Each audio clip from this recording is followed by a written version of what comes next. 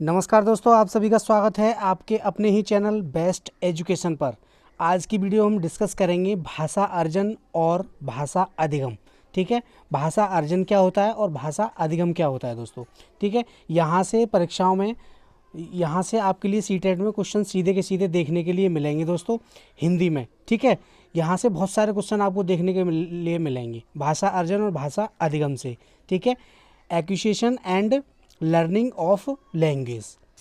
ठीक है दोस्तों, तो इस वीडियो को आप बिल्कुल भी मिस ना करें, वीडियो को लास्ट तक देखें और वीडियो कैसी लगी कमेंट जरूर करें दोस्तों। ठीक है, और अगर आप लोग हमारे चैनल पर नए हैं तो चैनल को सब्सक्राइब करें, बेल आइकन जरूर दबाएं जिससे कि नोटिफिकेशन आपको सबसे पहले मिल सके दोस्तों। ठीक है, यहाँ से आपको 100% 2 से 3 नंबर आपके पक्के हो जाने इस वीडियो देखने के बाद, क्योंकि भाषा अर्जन और भाषा अधिगम से बहुत क्वेश्चन बनते हैं सीटेट में दोस्तों। ठीक है, तो आप वीडियो को लास्ट तक जरूर देखें दोस्तों। ठीक है दोस्तों, तो चलिए देखते हैं भाषा अर्जन और भाषा अधिगम और इसमें क्या अंतर है वो भी देखेंगे इस वीडियो में। ठीक है, आज के बाद आपको और कुछ पढ़ने की ज़रूरत नहीं है भाषा अर्जन और भाषा अधिगम के लिए दोस्तों। ठीक है, तो इससे शुरू करने से पहले देखते हैं भाषा क्या होती है। भाषा, ठीक है, भाषा मीन्स इंग्लिश में बोलते हैं हम लैंग्वेज। क्या बोलते हैं? लैंग्वेज। ठीक है, अर्थपूर्ण, तो भाषा क्या होती है? अर्थपूर्ण शब्दों, मतलब जिन शब्दों का अर्थ हो, ठीक है, को जब हम प्रस्तुत करते हैं, जब हम प्रस्तुत करते हैं दूसरे के सामने, ठीक है दोस्तों, तो वह भाषा कहलाती है दोस्तों। ठीक है, सीधी भाषा में बोलें तो अर्थपूर्ण शब्दों को जब हम प्रस्तुत करते हैं वह भाषा कहलाती है दोस्तों। ठीक है, या फिर ऐसे ही बोल सकते हैं अपने मन के विचारों को प्रस्तुत करने के लिए हम भाषा का प्रयोग करते हैं। हमारे मन में, हमारे माइंड में जो भी विचार होते हैं किसी के प्रति या किसी के बारे में, ठीक है, तो हम जो भी विचार प्रस्तुत करते हैं उसी को हम भाषा बोलते हैं दोस्तों। ठीक है, उसी को हम क्या करते हैं? बोलते हैं भाषा। ठीक है आगे है भाषा एक नियमबद्ध व्यवस्था है। भाषा जो होती है वो एक नियम से होती है दोस्तों। ठीक है, ये नियमबद्ध व्यवस्था है दोस्तों। ठीक है, चलिए आगे देखते हैं। तो आई होप आपको समझ में आ गया होगा कि भाषा क्या होती है। अर्थपूर्ण शब्दों को जब हम प्रस्तुत करते हैं तो वह भाषा कहलाती है दोस्तों। ठीक है, अपने मन के विचारों को प्रस्तुत करने के लिए हम भाषा का प्रयोग करते हैं। ठीक है, वही भाषा है। भाषा एक नियमबद्ध व्यवस्था है दोस्तों। ठीक है, चलिए नेक्स्ट देखते हैं। आगे है भाषा के विषय में कुछ मनोवैज्ञानिकों ने परिभाषाएं दी हैं, उनको देख लेते हैं। स्वीट के अनुसार, ये एक मनोवैज्ञानिक हैं स्वीट, उन्होंने क्या बोला है? धनात्मक शब्दों द्वारा विचारों को प्रस्तुत करना। ठीक है, धनात्मक शब्दों द्वारा विचारों को प्रस्तुत करना ही भाषा है दोस्तों। ठीक है, नेक्स्ट अगला है वेंद्रिय के अनुसार। वेंद्रिय, ठीक है, वेंद्रिय क्या कहते हैं? भाषा एक तरह का चिन्ह है। क्या है दोस्तों? चिन्ह है। चिन्ह का आशय उन प्रतीकों अथवा संकेतों से है जिनके द्वारा मानव अपने विचार दूसरों पर प्रकट करता है दोस्तों। ठीक है, चिन्ह के माध्यम से या संकेतों के माध्यम से मनुष्य जो होता है वो दूसरों के सामने अपने विचार प्रकट करता है, वही भाषा है दोस्तों। ठीक है, और इन्होंने कहा कि भाषा एक तरह का चिन्ह है। ठीक है दोस्तों, चलिए आगे देखते हैं। आगे क्या है? आगे देखते हैं भाषा अर्जन। ठीक है दोस्तों, ठीक है, भाषा अर्जन, तो इसमें देखेंगे भाषा अर्जन क्या होता है। ठीक है, एक्विजिशन ऑफ लैंग्वेज, भाषा का अर्जन। ठीक है, भाषा का अर्जन किस टाइप से होता है? जब हम वातावरण के साथ समायोजन मतलब होता है एडजस्टमेंट, अपने आप को वातावरण के साथ ढालना, अपने आप को वातावरण में फिट करना, है ना, एडजस्ट करना करके भाषा को आत्मसात करते हैं। मतलब जब हम अपने वातावरण के साथ समायोजन करके भाषा को आत्मसात करते हैं, भाषा को अपने अंदर ग्रहण करते हैं, तो भाषा का अर्जन कहलाता है दोस्तों। ठीक है, क्या कहलाता है? भाषा का अर्जन कहलाता है।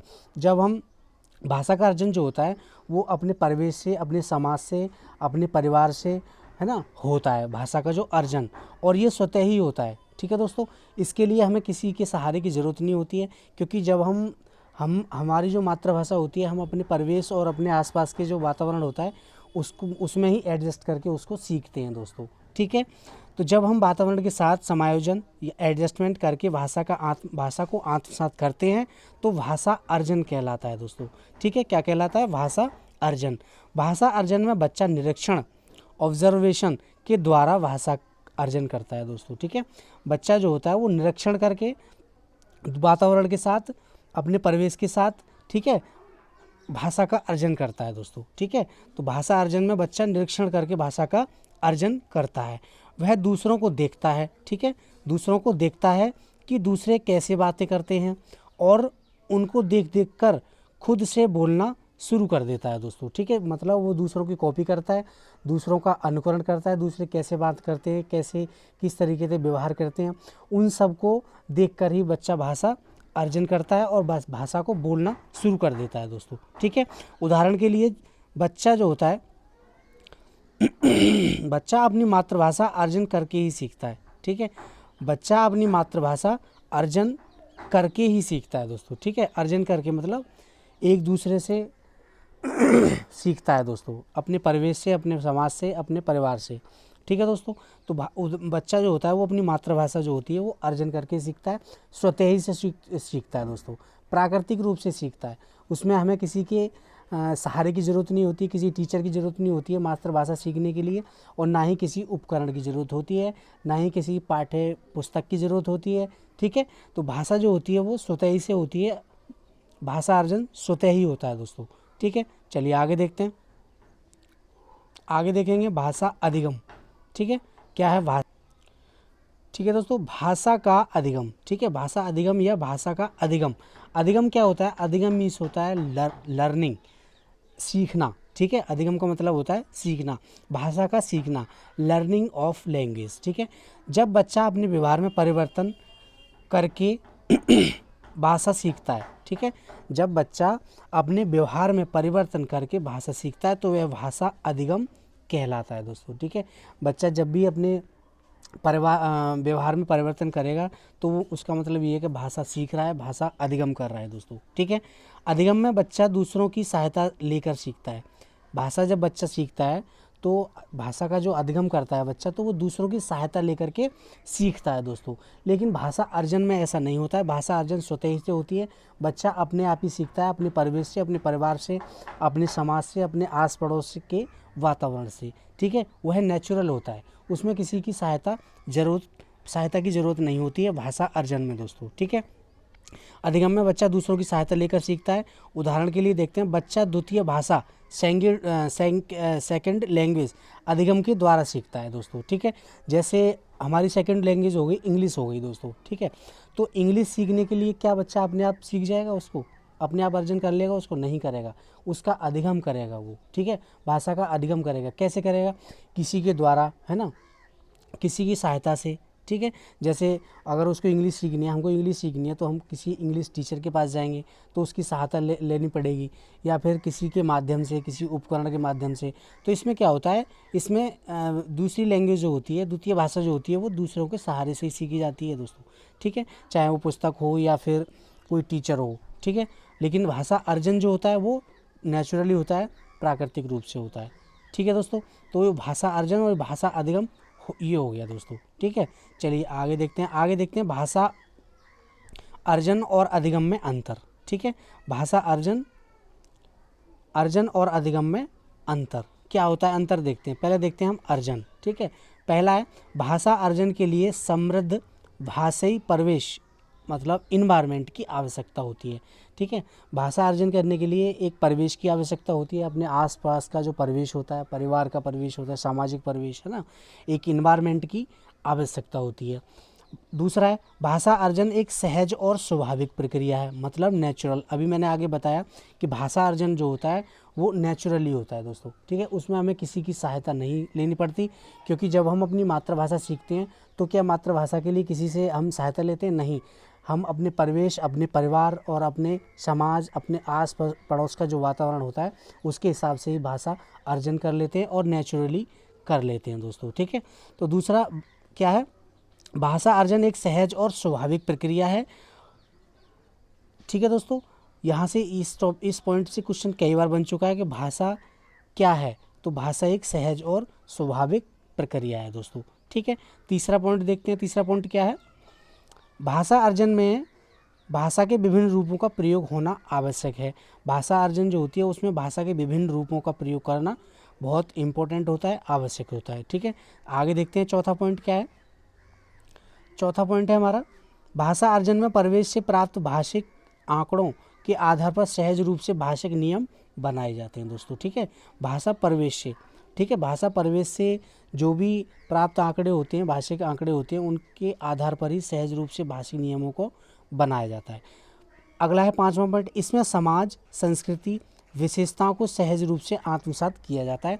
समाज को, समाज की अपनी संस्कृति को, उसको हम उसकी विशेषताओं को, है ना, समाज सांस्कृतिक विशेषताओं को सहज रूप से, आसानी से, ठीक है, उसको हम ग्रहण करते हैं दोस्तों। ठीक है, छठा पॉइंट है, भाषा अर्जन में विभिन्न संकल्पनाएं मातृभाषा में ही बनती हैं।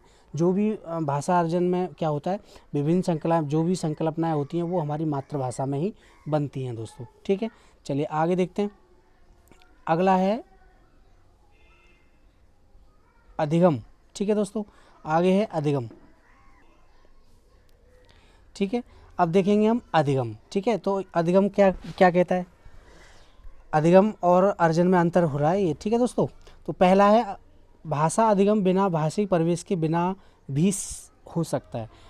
अर्जन जो हो रहा था वो भाषिक परिवेश के द्वारा हो रहा था दोस्तों। ठीक है, लेकिन भाषा अधिगम जो होता है ये बिना भाषिक परिवेश के भी हो सकता है, क्योंकि यह व्यक्तिगत अवधान पर आधारित होता है दोस्तों। ठीक है, दूसरा, भाषा अधिगम प्रयासपूर्ण होता है। ये प्रयास के द्वारा सीखा जाता है, इसके लिए प्रयास करना पड़ता है, इसके लिए किसी के पास जाना पड़ता है, क्योंकि जब हम दूसरी भाषा अधिगम करेंगे, दूसरी भाषा सीखेंगे, तो हमें किसी ना किसी के पास जाना पड़ेगा, किसी की हेल्प लेनी पड़ेगी। ठीक है दोस्तों, तो तीसरा पॉइंट क्या कह रहा है? तीसरा पॉइंट है हमारा, भाषा अधिगम में भाषा व्याकरण पाठ्यपुस्तक तथा शिक्षण आवश्यक है। ठीक है, भाषा अधिगम में, लेकिन ऐसा भाषा अर्जन में नहीं था। उसमें व्याकरण तथा पाठ्यपुस्तक की कोई ज़रूरत नहीं थी, ना ही किसी शिक्षक की, ना शिक्षण सामग्री की। ठीक है, लेकिन भाषा अधिगम में भाषा व्याकरण पाठ्यपुस्तक तथा शिक्षण की आवश्यकता होती है दोस्तों। ठीक है, चौथा है, भाषा अधिगम में सीधे सीधे व्याकरण के नियम सीखे जाते हैं।